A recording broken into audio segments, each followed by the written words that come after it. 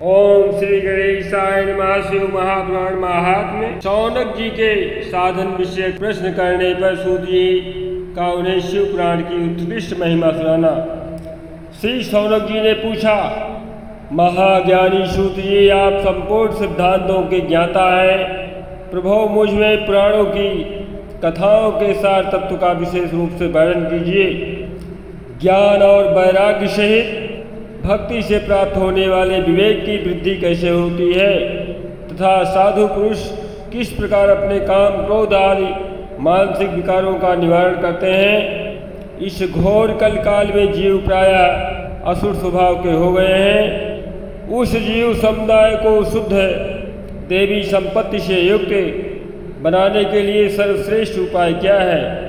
आप इस समय मुझे ऐसा कोई शाश्वत साधन बताइए जो कल्याणकारी वस्तुओं में भी सबसे उत्कृष्ट एवं परम मंगलकारी हो तथा पवित्र करने वाले उपायों में भी सर्वोत्तम पवित्र कारक उपाय हो तथा वह साधन ऐसा हो जिसके अनुष्ठान से शीघ्र ही अंतःकरण की विशेष शुद्धि हो जाए तथा उसमें निर्मल चित्त वाले पुरुष को सदा के लिए शिव की प्राप्ति हो जाए। श्री सूत जी कहते हैं, मुनि श्रेष्ठ शौनक, तुम धन्य हो, क्योंकि तुम्हारे हृदय में पुराण कथा सुनने का विशेष प्रेम एवं लालसा है। इसलिए मैं शुद्ध बुद्धि में विचार कर तुमसे परम उत्तम शास्त्र का वर्णन करता हूँ।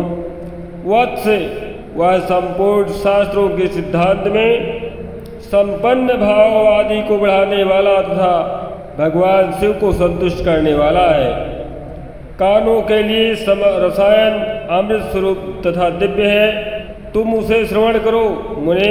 वह परम उत्तम शास्त्र है शिव पुराण, जिसका पूर्व काल में भगवान शिव ने ही प्रवचन किया था। वह काल रूपी सर्प से प्राप्त होने वाले महान त्रास का विनाश करने वाला उत्तम साधन है। गुरुदेव व्यास ने सनत कुमार मुनि का उपदेश पा करके बड़े आदर से संक्षेप में ही इस पुराण का प्रतिपादन किया है। इस पुराण के प्रयाणन का उद्देश्य है कलिकाल में उत्पन्न होने वाले मनुष्य की परम हित का साधन है। इस प्रकार से यह शिव महापुराण परम उत्तम शास्त्र है। इसे इस समय जो है भूतल पर भगवान शिव का वांगमय स्वरूप समझा जाना चाहिए और इस प्रकार से इसका सेवन करना चाहिए। इसका पठन पाठन और श्रवण सर्व साधन रूप है।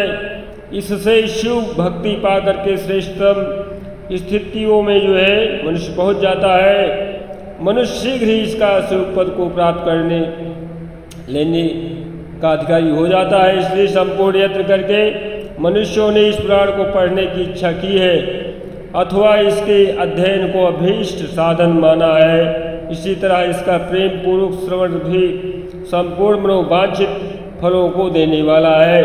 जो भी व्यक्ति इसको प्रेम पूर्वक सुनता है तो उसके समस्त संसारिक कष्ट दूर हो जाते हैं, मोक्ष को प्राप्त हो जाता है।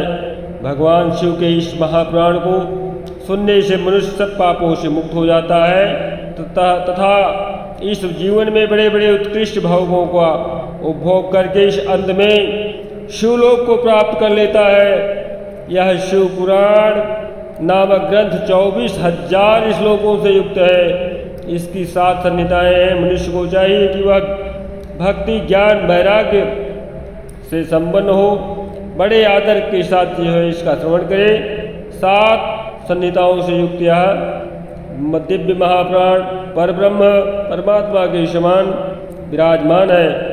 सबसे उत्कृष्ट गति प्रदान करने वाला है। जो निरंतर अनुसंधान पूर्वक इस शिव पुराण का उपयोग मानता है अथवा नित्य प्रेम पूर्वक इसका पाठ मात्र करता है वह पुण्यात्मा है, इसमें संशय नहीं है। जो उत्तम बुद्धि वाला पुरुष अंतकाल में भक्ति पूर्वक इस पुराण को सुनता है उस पर अत्यंत प्रसन्न हुए भगवान माहेश्वर उसे अपना पद धाम प्रदान करते हैं। जो प्रतिदिन आदर पूर्वक इस पुराण का पूजन करता है वह इस संसार में संपूर्ण भोगों को भोग कर अंत में भगवान शिव के पद को प्राप्त कर लेता है।